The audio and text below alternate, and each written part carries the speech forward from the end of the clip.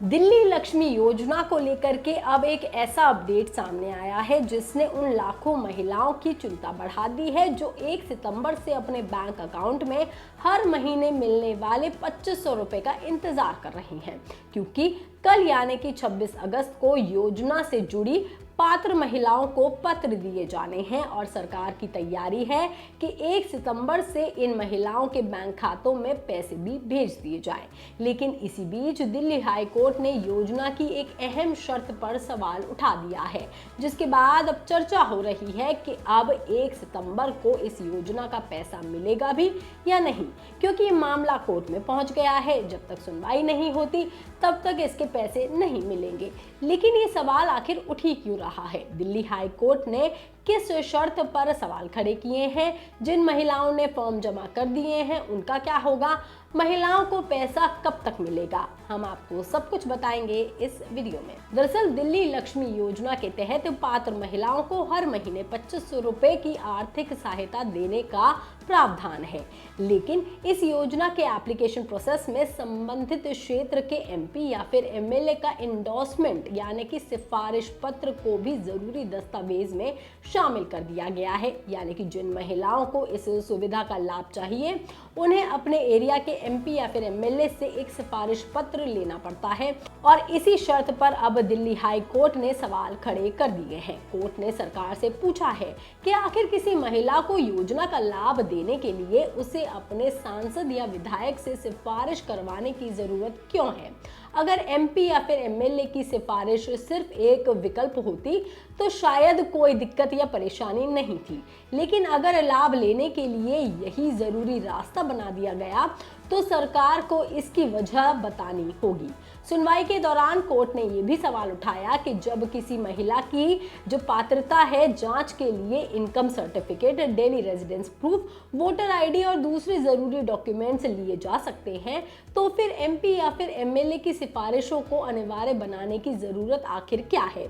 Court का कहना है कि किसी सरकारी योजना में ऐसे शर्त बिना ठोस वजह के नहीं लगाई जा सकती, क्योंकि अगर किसी पात्र महिला को सिर्फ इसलिए योजना से बाहर रहना पड़े कि उसे किसी सांसद या विधायक की सिफारिश नहीं मिली है तो इस पर सवाल उठेंगे, जिस पर सरकार की ओर से पेश अतिरिक्त सॉलिसिटर जनरल ने कहा कि ऐसी व्यवस्था दूसरे राज्यों में भी लागू है। उन्होंने दावा किया कि इस व्यवस्था के पीछे ठोस आधार है और अब तक करीब 6 लाख लाभार्थियों को योजना से जोड़ा जा चुका है। हालांकि कोर्ट इस जवाब से पूरी तरह से संतुष्ट नजर नहीं आया और उसने सरकार से लिखित में इस शर्त का स्पष्ट कारण बताने को कहा है।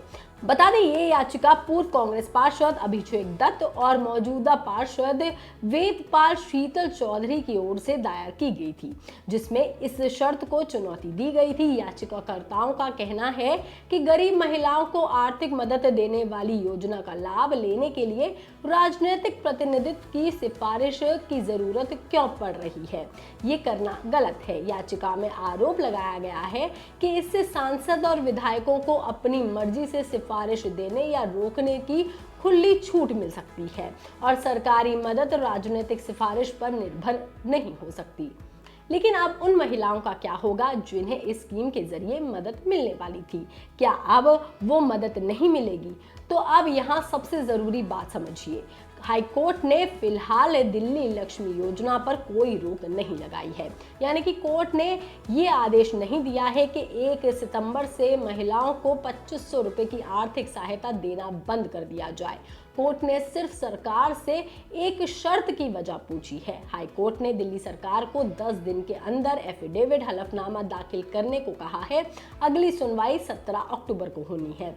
लेकिन क्या 1 सितंबर को 2500 रुपए मिलेंगे या फिर नहीं?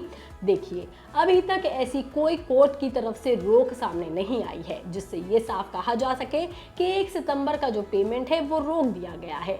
दिल्ली सरकार की तैयारी पहले से ही है कि 26 अगस्त से पात्र महिलाओं को योजना से जुड़े पत्र दिए जाएं और 1 सितंबर से पात्र लाभार्थियों के बैंक अकाउंट में आर्थिक सहायता पहुंचने की प्रक्रिया भी शुरू की जाए। इसलिए सिर्फ हाईकोर्ट के जरिए सरकार से जवाब मांगे जाने की वजह से ये कहना कि 1 सितंबर को 2500 रुपए नहीं मिलेंगे अभी सही नहीं होगा। लेकिन यहाँ एक और बहुत बड़ी बात है और सवाल है वो ये है क्योंकि जिस एमपी एमएलए रिकमेंडेशन को लेकर के महिलाओं से एप्लीकेशन जानकारी और सिफारिश मांगी जा रही है, उसी शर्त पर अब हाई कोर्ट ने सवाल भी उठा दिए हैं।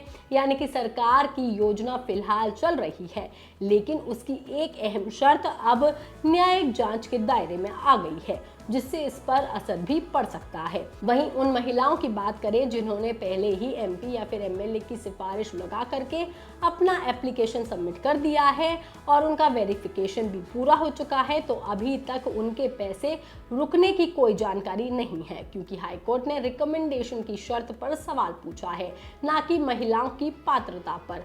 मतलब अगर किसी भी महिला का एप्लीकेशन जांच में सही पाया गया है और उनकी जो प्रक्रिया है वो पूरी हो चुकी है, तो सरकार की तरफ से उनका फाइनल अप्रूवल हो चुका है, तो मौजूदा व्यवस्था के मुताबिक उन्हें आगे योजना का लाभ मिलना है। यानी कि जिन महिलाओं का फॉर्म पहले ही जमा हो चुका है, उन्हें फिलहाल घबराने की जरूरत नहीं है। लेकिन अब बात उन महिलाओं की जिन्होंने रजिस्ट्रेशन तो करा लिया है, लेकिन अभी तक अपना एप्लीकेशन सबमिट किया ही नहीं है, या जिनका एमपी या फिर एमएलए का जो एंडोर्समेंट लेटर है वो नहीं मिला है। उनके लिए स्थिति थोड़ी सी अलग है, क्योंकि फिलहाल योजना के मौजूदा एप्लीकेशन प्रोसेस में एमपी या फिर एमएलए की जो रिकमेंडेशन है वो जरूरी बताई गई है, और जब तक सरकार की तरफ से कोई नया आदेश नहीं आता या कोर्ट इस व्यवस्था में कोई बदलाव नहीं करता, तब तक ये शर्त ऐसे ही लागू रहेगी। इसलिए ये मत मान लीजिए कि अब आपको एमपी या फिर एमएलए के रिकमेंडेशन लेटर की जरूरत पड़ेगी ही नहीं। अभी ये फैसला आना बाकी है, लेकिन जब तक ये बदलाव नहीं होता तब तक वैसे ही एप्लीकेशन सबमिट होगा, इसलिए आप देर मत कीजिए। अब बात करते हैं कल यानी कि 26 अगस्त की, क्योंकि कल दिल्ली में इस योजना को लेकर के बड़ा कार्यक्रम होने जा रहा है। सरकार की तैयारी के मुताबिक पात्र महिलाओं को योजना से जुड़े एक्सेप्टेंस यानी कि सैंक्शन लेटर देने की प्रक्रिया शुरू होनी है। इसके बाद जिला स्तर पर भी पात्र लाभार्थियों को पत्र दिए जाएंगे, और फिर सरकार की तैयारी है कि 1 सितंबर से आर्थिक सहायता की जो रकम है वो अकाउंट में सीधे पहुंचा दी जाए। लेकिन अब इसी बीच हाई कोर्ट का जो सवाल सामने आया है, उसके बाद लोगों के मन में जो बड़ा डाउट है वो भी लाजमी है। तो फिलहाल इसका जवाब है कि नहीं, सिर्फ कोर्ट के सवाल पूछने से योजना पर रोक नहीं लगेगी। फिलहाल 1 सितंबर का पेमेंट शेड्यूल खत्म नहीं हुआ है, लेकिन एमपी एमएलए रिकमेंडेशन वाली शर्त पर कोर्ट के सवाल के बाद आगे क्या फैसला आता है, इस पर ही अब सबकी नजरें टिकी रहेंगी। ये खबर, ये जानकारी आपको कैसी लगी, आप हमें कमेंट करके जरूर बताएं। बाकी तमाम खबरों के लिए आप देखते रहिए लोकमत हिंदी।